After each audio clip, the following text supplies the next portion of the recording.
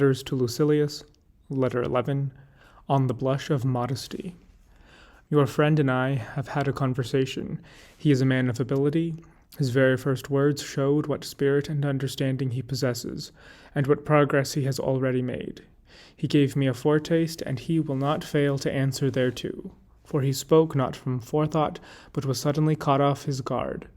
When he tried to collect himself, he could scarcely banish the hue of modesty, which is a good sign in a young man. The blush that spread over his face seemed so to rise from the depths, and I feel sure that his habit of blushing will stay with him after he has strengthened his character, stripped of all his faults, and become wise. For by no wisdom can natural weakness of the body be removed. That which is implanted and inborn can be toned down by training, but not overcome. The steadiest speaker, when before the public, often breaks into a perspiration, as if he had wearied or overheated himself. Some terrible tremble in the knees when they rise to speak. I know of some whose teeth chatter, whose tongues falter, whose lips quiver. Training and experience can never shake off this habit. Nature exerts her own power, and through such a weakness makes her presence known even to the strongest. I know that the blush, too, is a habit of this sort, spreading suddenly over the faces of the most dignified men. It is, indeed, more prevalent in youth, because of the warmer blood and the sensitive countenance. Nevertheless, both seasoned men and aged men are affected by it. Some are most dangerous when they redden, as if they were letting all their senses of shame escape.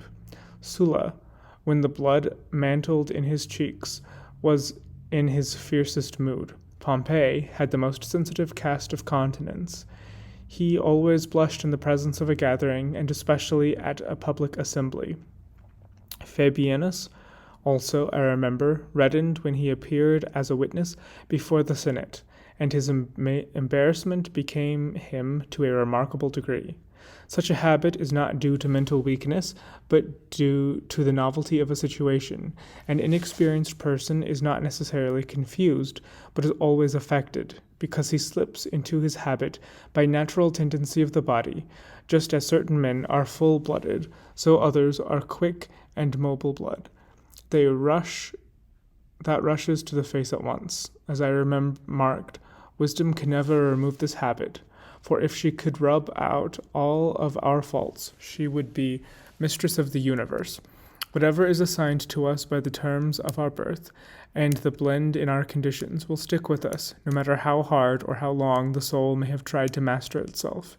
And we cannot forbid these feelings any more than we can summon them. Actors in the theater who imitate the emotions, who portray fear and nervousness, who depict sorrow, imitate bashfulness by hanging their heads, lowering their voices, and keeping their eyes fixed and rooted upon the ground.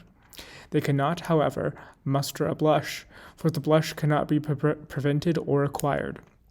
Wisdom will not assure us of a remedy or give us help against it. It comes or goes unbidden, and this is a law unto itself. But my dear letter calls for its closing sentence.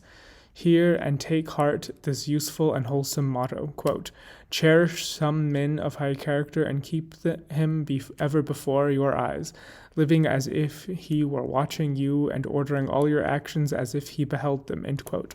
Such, my dear Lucilius, is the counsel of Epicurus.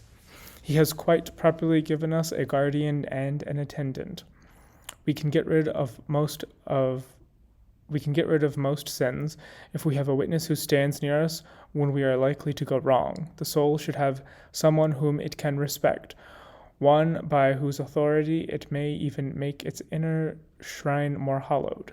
Happy is the man who can make others better, not merely when he is in their company, but even when he is in their thoughts.